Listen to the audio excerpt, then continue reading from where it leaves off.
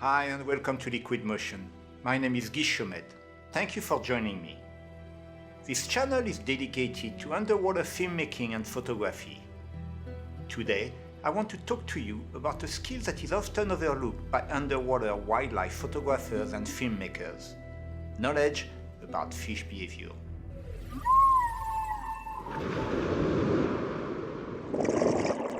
To be a successful underwater filmmaker or photographer shooting wildlife, it's not just about being great at scuba diving or being a good cinematographer or photographer. It is also very much about knowing how marine animals will behave.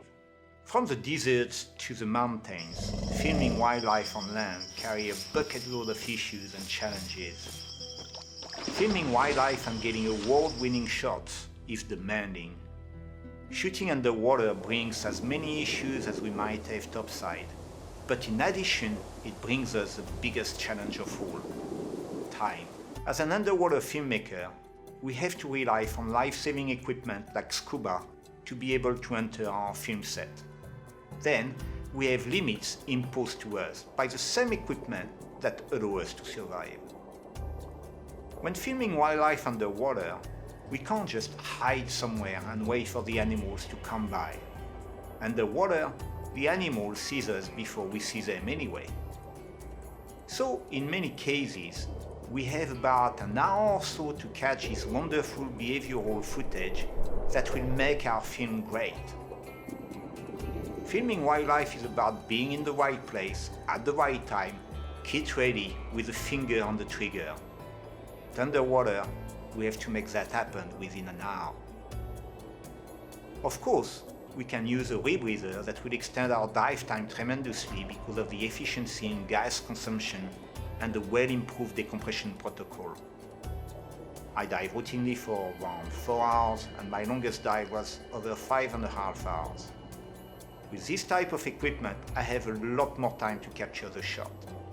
But it is almost impossible to dive for that long with a commercial dive operator unless you charter the whole boat or you have access to shore diving.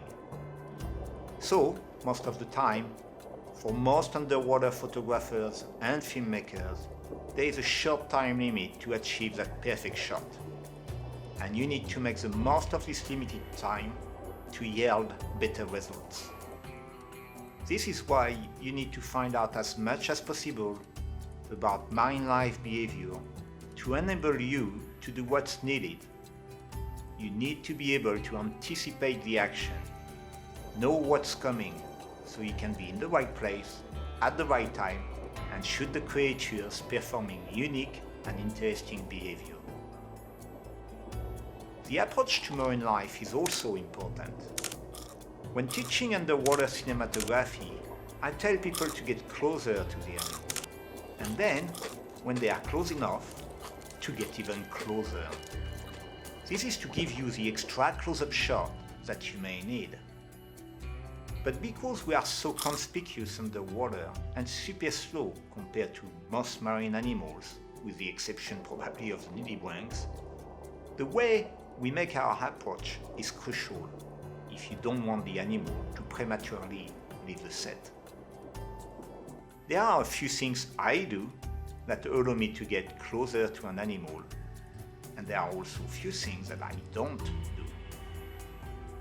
When spotting a marine animal that I like to film, I never go directly toward it.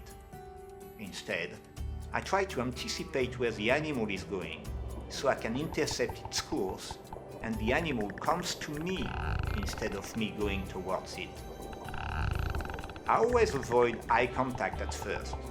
Animals can tell if you are looking directly at them, and so can we. Have you ever noticed that even in a big crowd, you spot the person looking directly at you? So I go out of my way to pretend I didn't see the animal, and I appear like I'm absolutely not interested in it. I try to place my body sideways to do a drift-like approach rather than a beeline. I stay close to the ground or the wall because a fish that swims upward in the water column or away from the wall is often associated with a predator. I also wait for the animals to identify me as a slow-swimming, non-threatening species before turning my lens towards it. Remember that underwater, creatures calculate the size and therefore the threat of an animal by the size of its eyes. This is why some butterfly fish and other fish displace a full size on their body. Predators think they are much larger than they actually are. The predator is further confused when it anticipates its prey escape route. If the full size is at the tail of the fish, the predator will anticipate the fish moving forward in respect to the full size, when in fact the fish will shoot off in the opposite direction. And this is a great strategy to avoid predation. The dome port of a housing looks very much like an eye, a big eye actually, that looks like it belongs to a very large animal. So it is crucial to be seen as a non-threatening species before showing the dome port. The most common mistake people make underwater is to rush toward the animal they want to shoot. The result is often a shot of the creature's rear end. Shooting a fish backside can find a place in the story, but most of the time, the headshot is what you should go for. The delay in beginning shooting while you gain the animal trust is short. I mean, we are talking about a delay of maybe a minute before you can get very close. This little time you spend making your approach will pay off, I promise you. Once the animal has identified you, it will let you get very close and you will be able to make all the close-up shots you want. You'll be able to position yourself to get a great headshot with multiple angles, work your camera movement, and basically get everything you need to build a great story.